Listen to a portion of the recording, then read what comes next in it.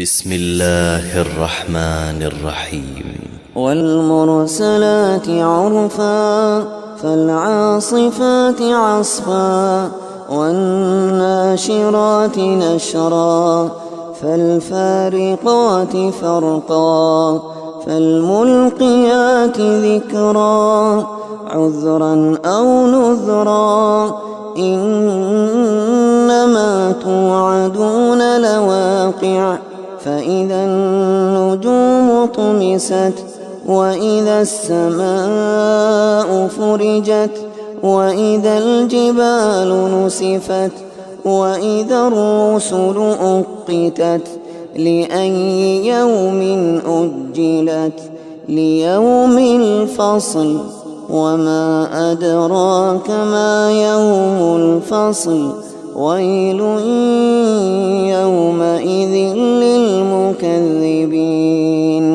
ألم نهلك الأولين ثم نتبعهم الآخرين كذلك نفعل بالمجرمين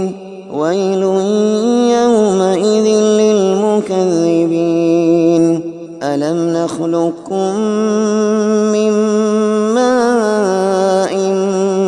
مهين فجعلناه في قرار مكين إلى قدر معلوم فقدرنا فنعم القادرون ويل يومئذ للمكذبين ألم نجعل الأرض كفاتا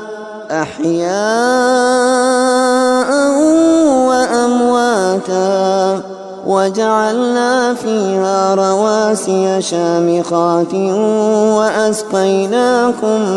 ماء فراتا ويل يومئذ للمكذبين انطلقوا إلى ما كنتم به تكذبون انطلقوا إلى ظل ذي 3 شعب لا ظليل ولا يغني من اللهب إنها ترمي بشرر كالقصر كأنه جمالة صفر ويل يومئذ للمكذبين هذا يوم لا ينطقون ولا يؤذن لهم فيعتذرون ويل يومئذ للمكذبين هذا يوم الفصل جمعناكم والأولين فإن كان لكم كيد فكيدون ويل يومئذ للمكذبين إن المتقين في ظلال وعيون وفواكه مما يشتهون كلوا واشربوا هنيئا بما كنتم تعملون إنا كذلك نجزي المحسنين ويل يومئذ للمكذبين كلوا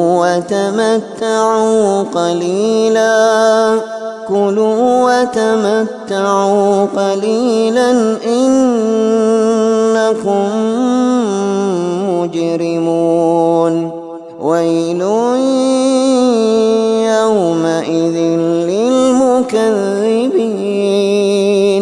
وإذا قيل لهم اركعوا لا يركعون ويل يومئذ للمكذبين